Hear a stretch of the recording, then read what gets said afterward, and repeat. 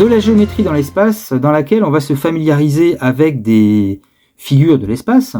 Et pour ce faire, on va avoir besoin d'un nouvel objet géométrique qu'on appelle un plan. Alors à l'écran, vous avez une vidéo qui s'affiche et dans laquelle on a présenté, on a détaillé un peu la notion de plan. On a vu aussi comment on pouvait nommer un plan. Si on reprend l'idée de cette vidéo, eh bien, un plan, c'est d'abord une surface plane et infinie. Et pour la nommer, eh bien, il faut savoir déjà que quand on a 3 points non alignés, il ne passe par ces 3 points qu'une seule surface plane, qu'on appelle un plan. Et du coup, ce plan, eh bien, va être nommé à l'aide de ces 3 points, A, B et C, et en mettant des parenthèses afin de signifier le principe de l'infini, c'est-à-dire que ça se prolonge de manière infinie. Donc un plan, c'est une surface plane qui va se nommer à l'aide de 3 points non alignés. En exemple, si on prend dans ce cube, on considère le plan sur lequel repose le cube. On imagine que le cube il a été posé sur une table ou sur le sol, sur ce que vous voulez, en tout cas quelque chose de plat. Alors le plan sur lequel repose le cube, c'est le plan en fait qui passe par la face A, B, C, D.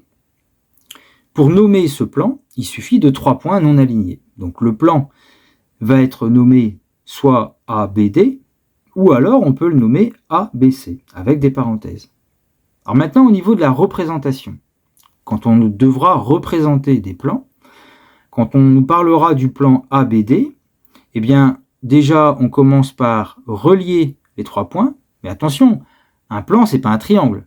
C'est juste qu'on fait une représentation en triangle. À l'intérieur, on peut mettre des hachures afin de se représenter cette surface plane, mais ne pas oublier que cette surface plane, en fait, est infinie. C'est-à-dire qu'on ne parle pas du triangle, on parle du plan qui passe par les points A, B, D. Même manière avec ABC, on représentera le triangle ABC, on mettra des hachures afin de se représenter la surface plane.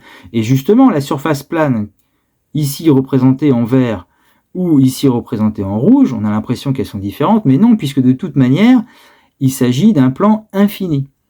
Donc, la partie rouge et la partie verte, finalement, vont venir s'étaler sur la même surface plane. Donc, ce sont les mêmes plans.